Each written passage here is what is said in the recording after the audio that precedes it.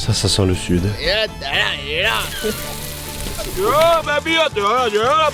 Dans la hiérarchie des titres de noblesse,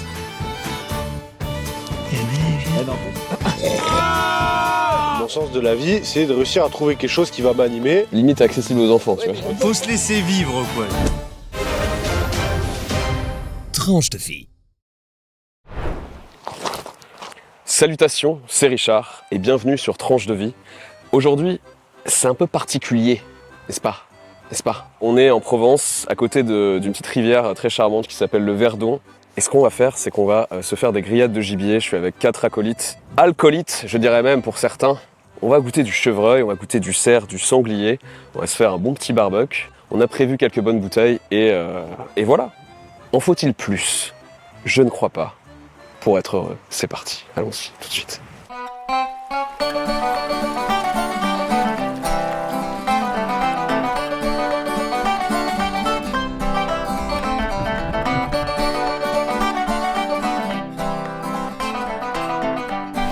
C'est un petit courant qui continue de tourner, comme ça on aura toujours de l'eau fraîche. Ça c'est beau ça. Ça c'est beau ça.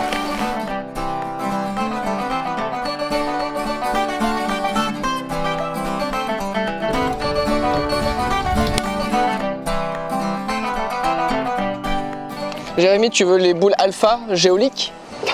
Ouais, je prends ces boules. Ok, je prends. On fait les boules pleines contre les boules moins pleines? Moi j'ai les boules pas pleines. Nous voici réunis aujourd'hui afin de goûter le Sam Pastis.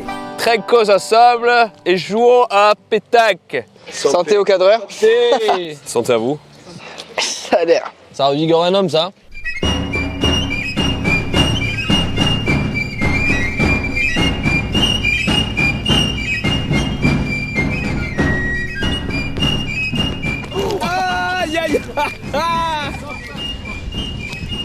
Je suis mauvais au tir. Je suis con et pas très doué. Et ça me va. Je vais pas me faire lober comme ça. Moi.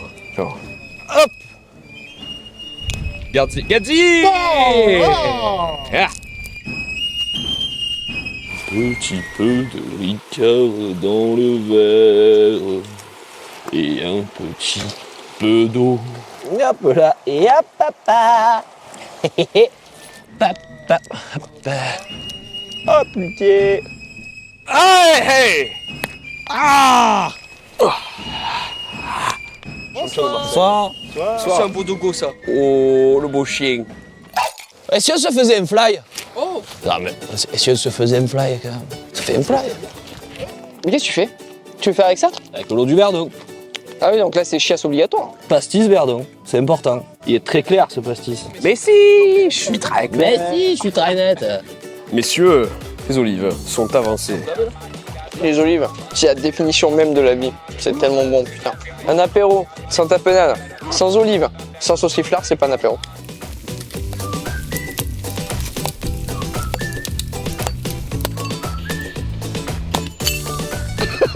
Mission romarin pour le barbecue. Alors, l'avantage de la Provence, c'est qu'on trouve du romarin partout. Ça, c'est du thym. Ça sent le sud. Docteur Stevenson, que faites-vous? Prépare les papillotes pour qu'on se régale. Les petites patates, les petits oignons, de la fleur de sel, du thym, du romarin, de l'huile d'olive et surtout beaucoup d'amour. Ça, c'est champêtre. Attends, non, oh, il est là. J'y vois plus rien, Simon. Ah merde, pardon.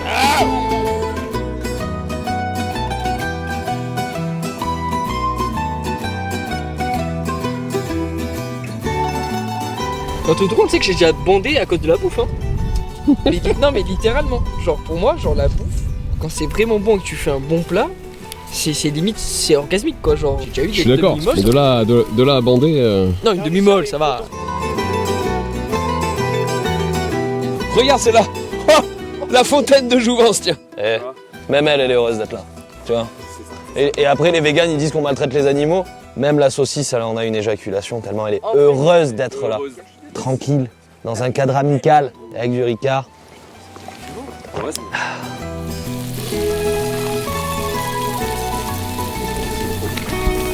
Avec le petit bruit du feu.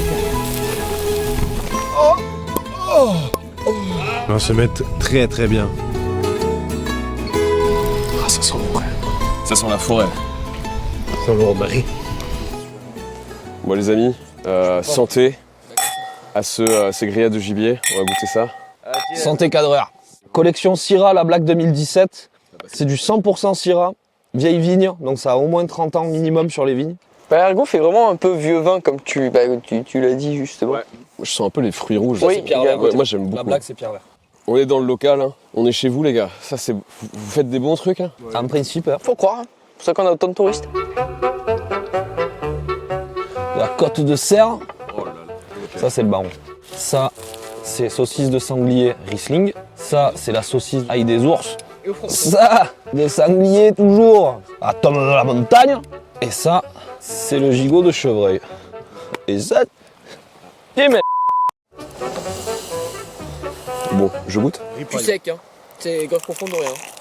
Wow. C'est cochon. Hein. Oh putain, à l'intérieur, ah ouais, à l'intérieur, t'as... Ah oui, t'as vraiment le morceau de fromage à l'intérieur. Franchement, c'est très bon. On sent pas le fromage en vrai. Bah on sent, c'est léger, effectivement, c'est pas très fort, mais c'est bon. Mais après, de base, les tomes, si elles sont fraîches, c'est pas... Ouais, ça n'a pas un goût C'est très pas puissant non plus. extrêmement Ouais. Messieurs, bon appétit. Oh mon dieu, bon app. Putain, c'est magnifique. C'est juste trop bon. C'est impressionnant. Alors, Côte de Serre, c'est une dinguerie. En une onomatopée, pour résumer, je ferais... Voilà. Je crois qu'il n'y a pas besoin d'en dire plus en fait. Bon, petit jeu les gars, on va faire un petit quiz. Celui qui donne la bonne réponse, il donne une gorgée, et ceux qui ont tort, ils boivent une gorgée. C'est très simple. Du coup, quiz sur le Moyen-Âge. Première question. Le droit de cuissage, que l'on peut notamment voir dans le film Braveheart, avec Mel Gibson, a réellement existé au Moyen-Âge. A. Vrai. B. Ouais. Faux. Ouais. Ouais, ça a vraiment existé. Ok, vrai. Non mais toi, ta gueule, tu suis... Non, j'allais dire vrai. T'es un mytho. Ouais, Jules Barrère. C'est faux. Ça n'a jamais existé. Le droit de que ça, jamais existé. Non. Non, c'est comme la ceinture de chasteté. On en a retrouvé genre des exemplaires et tout, mais c'était... Mais donc ça a existé. Ah oui, mais dans le C'est sens... pas répandu. existé dans le sens vraiment utilisé et en fait... Le droit de cuissage, ça a jamais existé. Ouais. Putain, il me semblait de ouf. En fait, justement, ils se respectaient, je crois vraiment. Enfin, t'imagines, c'était ça, mais c'est-à-dire que le peuple, il se révolterait. Du coup, vous avez tous faux, effectivement, vous buvez. Deuxième question. Attends. On va passer au second vin. On va passer au second. Ok, vas-y. Second vin. On Château. est sur un Luberon. La Verrie, Château Haute-Colline. Voilà.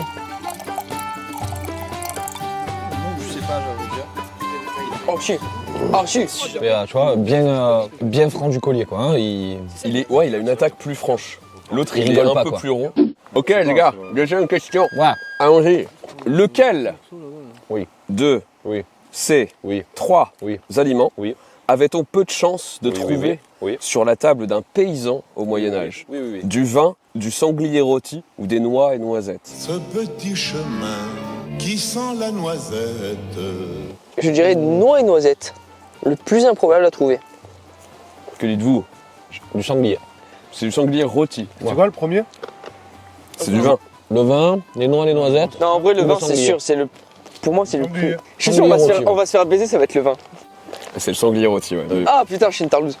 Tu vois. Bon bah, donc tu Et bois. vous donnez à qui vous voulez. Putain, parce que moi, je me dis, toi, tu joues pas. cueillette, c'est ce Toi tu bois tout le temps. Non mais vous pouvez me donner à boire, moi j'ai soif, tout choix. Et alors pour la petite explication, donc la chasse elle était réservée aux seigneurs, tu vois. Ils avaient plus facilement de la viande fraîche à disposition, qui préparaient sous forme rôtie ou grillée, alors que les paysans, ils en avaient plus rarement, et souvent c'était de la viande qui conservait, tu vois, donc c'était salé, consommé d'ailleurs sous forme de bouillie en fait. Des ragoûts et tout. Là. Exactement. Parce que t'avais Ouais, c'est la ça, c'est le ragoût. salaison pour la conservation, Ouais, voilà, justement. c'est ça. Patate. Ah. Je veux ouvrir la papillote, je veux avoir la papillote, je veux avoir la papillote, je veux avoir la papillote. Je veux avoir la papillote, je veux avoir la papillote, la papillote, la papillote, je veux avoir la papillote, la papillote. Alors, régale-toi, ça sent la maison, ça. Bon appétit.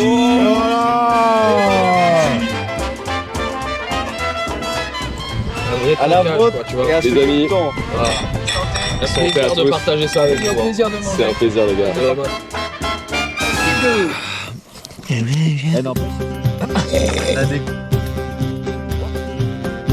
C'est au niveau des valeurs. pour moi. C'est ça qui sépare et qui rassemble les gens. Je comprends cette différence. C'est ce que je dis toujours, mais pour moi c'est le fond des choses. Si quelqu'un il est trop loin de toi dans les valeurs, bah tu vas moins le considérer et c'est pas qu'il va être un sous-homme ou quoi que ce soit. C'est juste il va moins te parler.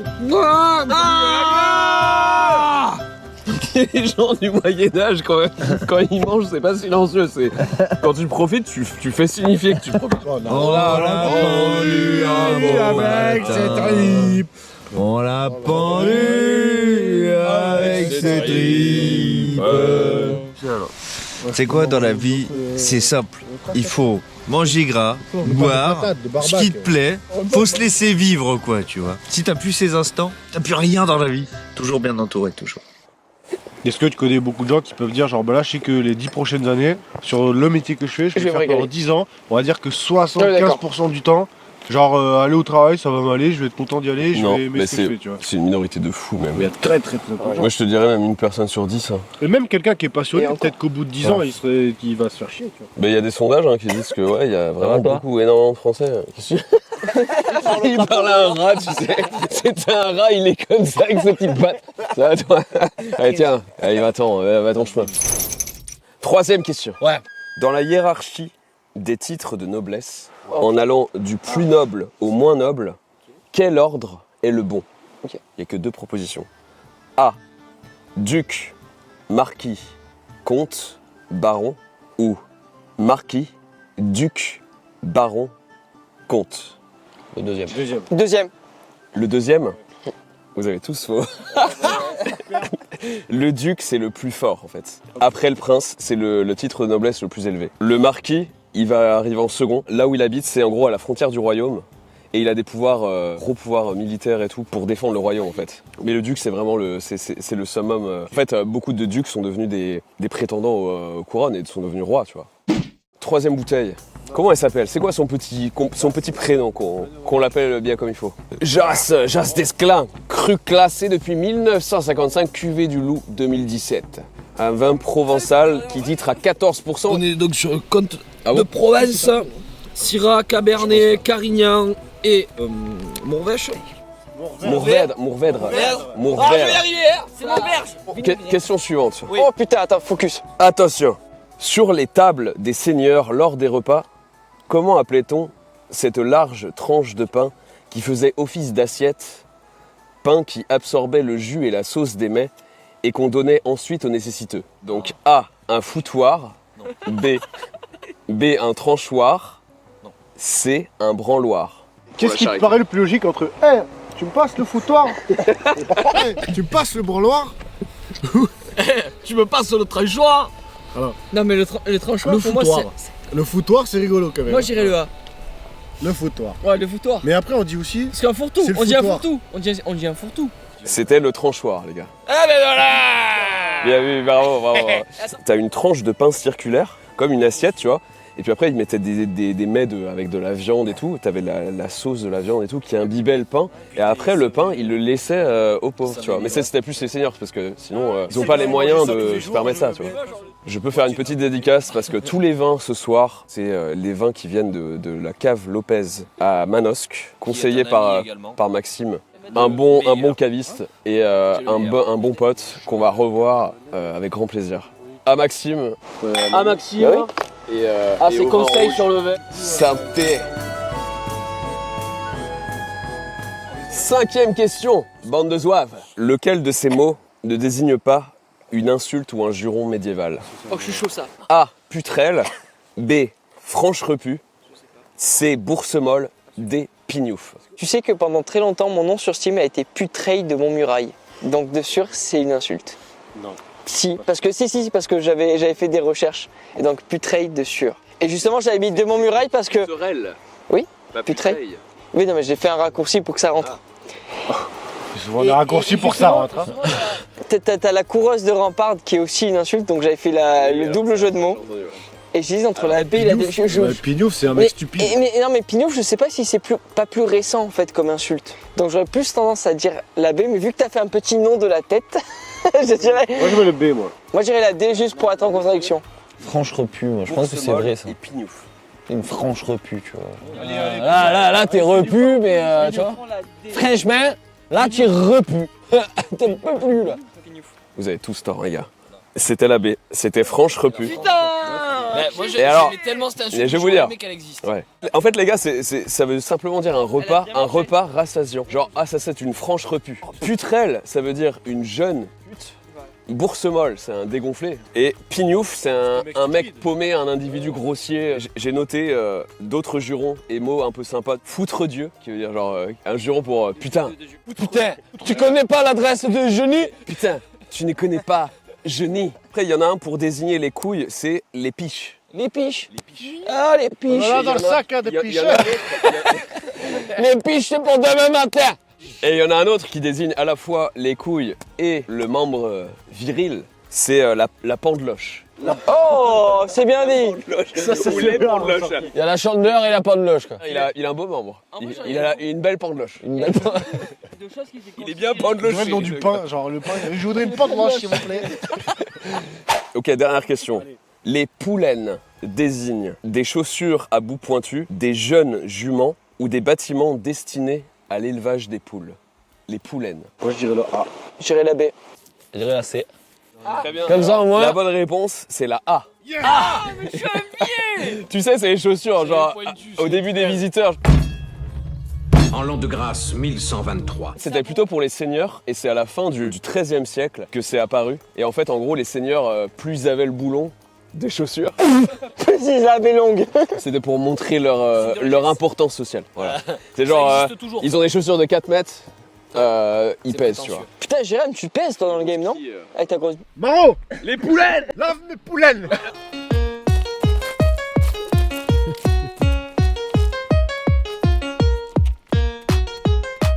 Attention, 1, 2, 3, 4, la pantera. 1, 2. Quatrième bouteille. Quatrième rouge. bouteille, Château Pesquier 2019, cuvée Quintessence. C'est un Ventoux, 80% de Syrah et 20% de Grenache. J'ai l'impression qu'il est plus liquoreux, peut-être plus sucré. Il est intéressant, vraiment. Là, il a un aspect gourmand, je sais pas, En fait, c'est le fait que celui-là reste au palais. Plus que les autres, parce que pour moi, un vin rouge. Ah, il a une longueur en bouche plus grande, ouais. J'ai tendance à aimer quand il y a de moins en moins de sucre, que ce soit dans la bière, le vin, le café. J'aime bien quand il y a un peu de caractère quand même, et pas quelque chose de trop non plus trop lisse. Le sucre donne pas de caractère, au contraire, ça rend le truc limite accessible aux enfants. Tu vois. Je rigole, mais à peine. Tu comprends déjà par rapport à la bière, mais par exemple, moi, genre, en été, une petite d'espé ou une bière blanche, genre à Garden, etc. Je me dis là, tu vois, t'as le côté un peu été, avec ta petite croche de citron. Et après, au final, ton goût va se faire à la situation dans laquelle t'es. Oui, mais tu vois, Genre là, t'es entre potes et tout, tu vois, que tu vas goûter à main, que tu vas trouver Il y a extraordinaire. un côté psychologique des conditions dans lesquelles tu goûtes, c'est important, ouais. Par exemple, nous, dans notre sens de la vie, genre ce qu'on est en train de faire là, c'est quelque chose qu'on trouve genre génial. Mais pour plein d'autres personnes, ils trouveraient ça juste nul à chier et sans intérêt. Par exemple, moi, mon sens de la vie, c'est de réussir à trouver quelque chose qui va m'animer et qui va me permettre, le jour où je vais crever, de me dire ok, j'ai fait tout ce que j'ai voulu, ou au moins j'ai essayé, quitte à prendre des risques et à faire des choses un peu improbables, juste pour dire en fait j'ai vécu. Parce que tu peux très bien avoir un travail stable, voyager toutes tes vacances, aller à Punta Cana, machin, c'est génial, tu vois. Mais t'as rien accompli de ta vie. T'es juste allé en vacances comme tout le monde et t'as rien fait de spécifique. Mais après, si toi t'as juste besoin d'être chez toi avec un chien et une famille et que ça te suffit très bien, ben je vais pas dénigrer ça, tu vois. Tu te rends beaucoup plus facilement compte que ta vie elle est pas ce que tu veux, alors qu'avant tu te conditionnais dedans et tu te forçais un peu à croire de non mais en fait j'ai réussi ma vie, genre j'ai mon mari, j'ai mes enfants, même si mon mari j'en ai plus rien à foutre, j'ai mes enfants, et tu vas jamais remettre en cause en fait. Aujourd'hui tu remets beaucoup plus en cause ta vie facilement parce que c'est très facile de changer et de faire autre chose. Voilà. Voilà. Et non mais je rigole pas, enfin Jérém, tu peux le dire. Attends, je suis désolé, hein.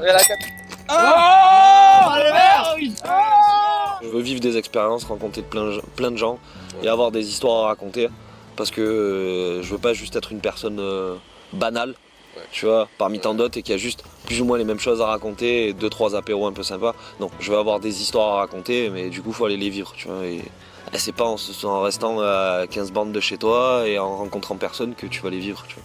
Et ben en tout cas moi mon but dans la vie c'est de faire ce que j'aime, donc faire de l'événementiel, créer des putains d'événements, louer du putain de matos hyper cher et faire kiffer les gens et surtout faire ma vie avec ma femme et lui faire des enfants et aussi se marier et avoir une belle maison.